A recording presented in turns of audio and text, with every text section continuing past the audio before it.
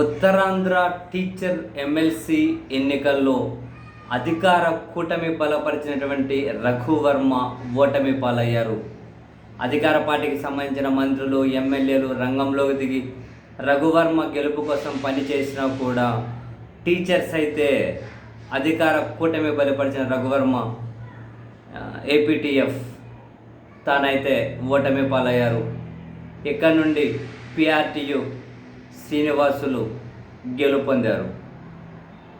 అయితే అఫీషియల్గా మెజారిటీ ఎంత అన్నది ఫైనల్గా ప్రకటించాల్సి ఉంది. బట్ కౌంటింగ్ కేంద్రం నుంచి ఓడిపోయినటువంటి కూటమి బలపరిచిన రఘువర్మ బయటకు వచ్చేశారు, మీడియాతో మాట్లాడారు. సరే, కొన్ని కారణాల చేత ఓడిపోయాము, ఓడిపోయినంత మాత్రాన నేనైతే ఏమీ దూరంగా ఉన్నాను, టీచర్ల కోసం నిలబడతాను, టీచర్ల కోసం అండగా ఉంటాను అని చెప్పి ఆయన మీడియాతో మాట్లాడి కౌంటింగ్ కేంద్రం నుంచి వెళ్ళిపోయారు. సో కూటమి బలపరిచినటువంటి అభ్యర్థి ఓడిపోవడం మరి ఉపాధ్యాయుల్లో ఏమైనా ప్రభుత్వం మీద ఉన్న వ్యతిరేకతకు సంకేతంగా చూడాలా, లేకపోతే దీన్ని ఏ కోణంలో చూడాలి అన్నది తర్వాత విశ్లేషించుకోవచ్చు. కానీ బట్ అధికారంలోకి వచ్చిన 9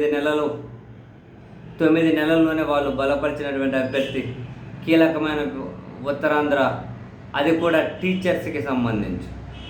గత ప్రభుత్వం మీద టీచర్స్ అయితే చాలా వ్యతిరేకతతో ఈ ప్రభుత్వానికి పనిచేశారు డెఫినెట్లీ.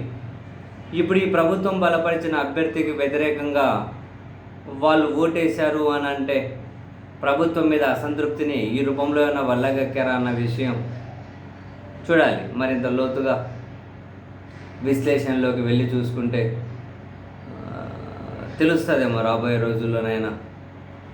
బట్ ఒకటైతే ఫ్యాక్ట్ లేండి, ఉద్యోగులందరూ కూడా అసంతృప్తిగానే ఉన్నారు. అన్ని వర్గాల ఉద్యోగులు కూడా అసంతృప్తిగానే ఉన్నారు 9 నెలల ప్రభుత్వ పాలన మీద. అయితే టీచర్స్ ఎన్నికల్లో అయితే ఆ విషయాన్ని వాళ్ళు బ్యాలెట్లో ఓటు ద్వారా అయితే నిరూపించారు. అధికార కూటమి ఏ విధంగా స్పందిస్తుందో ఈ వాళ్ళు బలపరిచిన అభ్యర్థి ఓటమి మీద చూడాలి.